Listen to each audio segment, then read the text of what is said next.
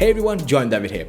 So if you are thinking of buying the Galaxy Watch 5 Pro and the Watch 5, any of these two, and also if you are thinking of pre-ordering them, then definitely you need to check out this video first. Now I have already seen that there are so many people who are frustrated with the Watch 5 Pro because they didn't get a Watch 4 Classic replacement this year. So yeah, I get the point. I will come back to that. But before that, let me start with what you should know about the Watch 5 and Watch 5 Pro.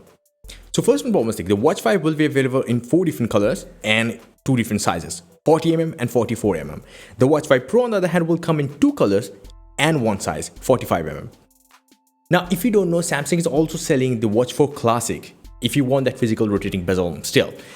First thing first, the build quality has improved this year a lot. And the Watch 5 and Watch 5 Pro are still like circular design with 1.2 inch screen and 1.4 inch screen depending on which model you're getting.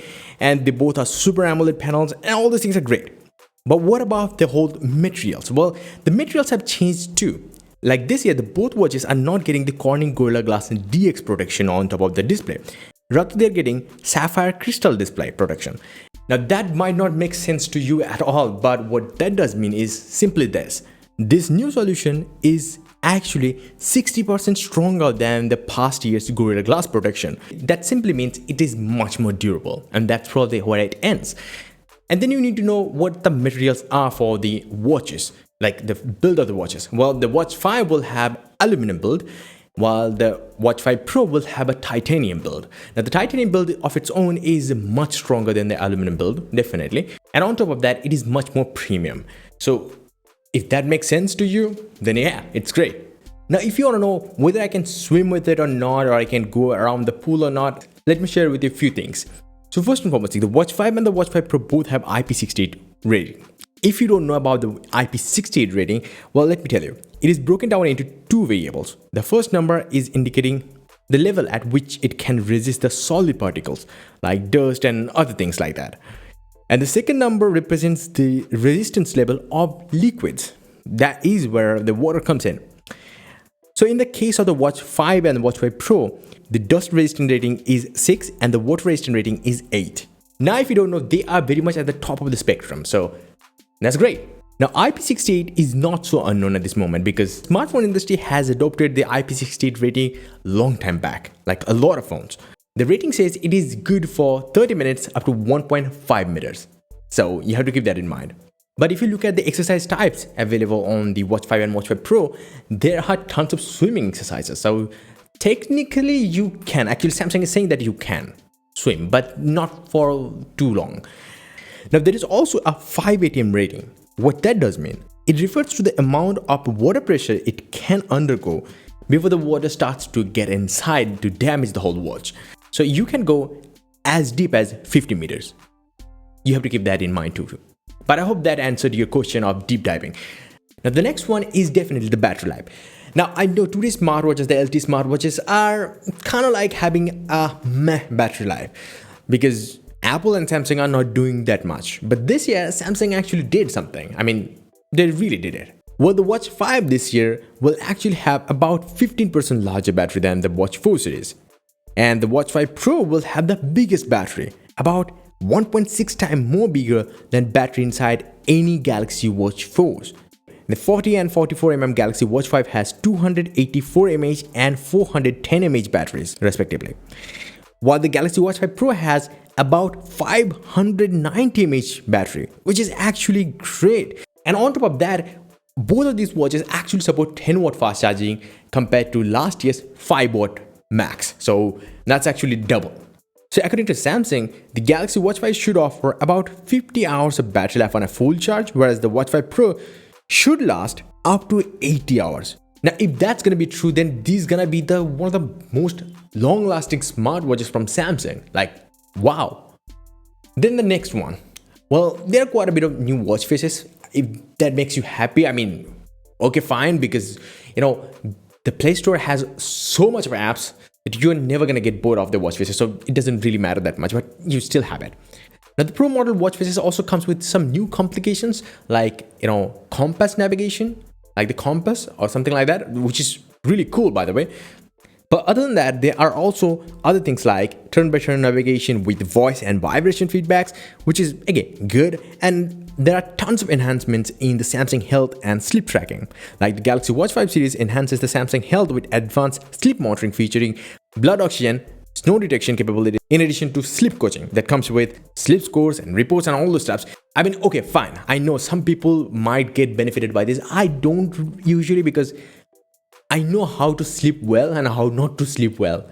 Pretty much, I have trained my body that way. So I know I never use the alarm feature on my phones even nowadays because I just don't really need it. I mean, I wake up when my body feels like it should wake up. And some people don't really have that opportunity or don't really have those things or have those capabilities, let's call it. So in those cases, they will have to use some kind of assistance. And these watches actually comes in handy in a lot of the scenarios. I'm saying they are not exactly accurate, but most of the time they are like 99% accurate. Now, both the standard Watch 5 and Watch 5 Pro also have bioactive sensors capable of heart rate, blood pressure, blood oxygen, ECG measurement, from last year, body composition monitoring. And the next one would be the setup. Well, this year, actually, Samsung has managed to use the Smart Switch app in a cool way to set up your new smartwatch. So it's kind of like moving the data from the old smartwatch to the new one is much more easier than ever. And then the next one, a lot more customization than ever. So not only the Galaxy Watch 5 series are more durable than the Watch 4 series, but it is also highly customizable in select markets though. Keep that in mind. So Samsung is already releasing a golf edition of the Watch 5 series. So that is actually the most cool looking watch, I would say. The Galaxy Watch 5 will come with bespoke edition, just like the Galaxy Z Flip 3 or the Z Flip 4, whatever you say.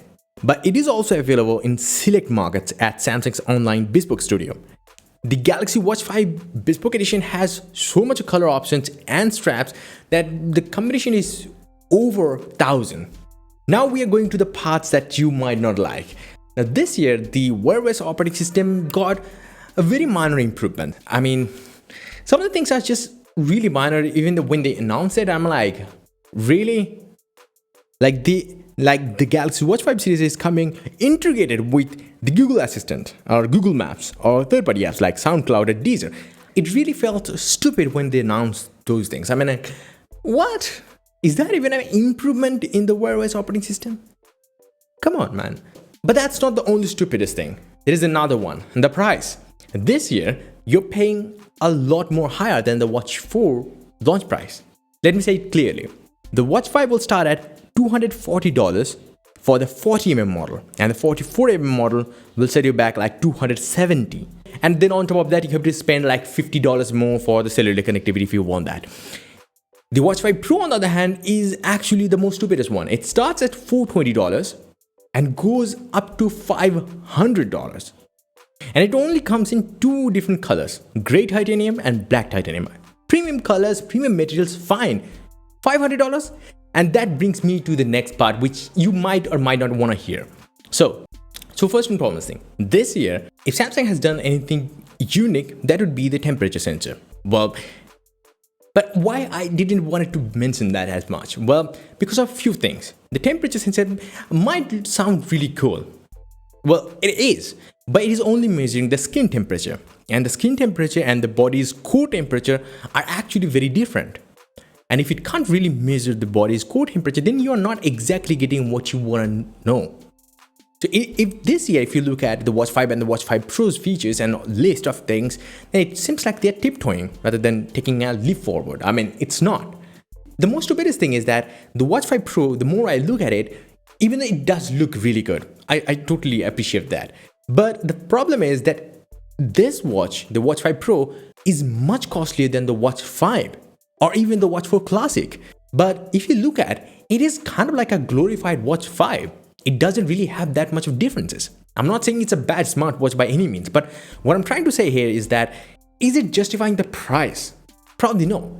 The titanium build quality is great, but it is nowhere needed. And neither the battery life, the more battery life, the bigger battery justifies the extra price. Really not. So what is a Pro watch then? I mean, what kind of Pro it is? The Watch 5 Pro offers some kind of software features that are really exclusive to the Watch 5 Pro, but they are very minor of software features. And on top of that, it seems like they're deliberately trying to do that.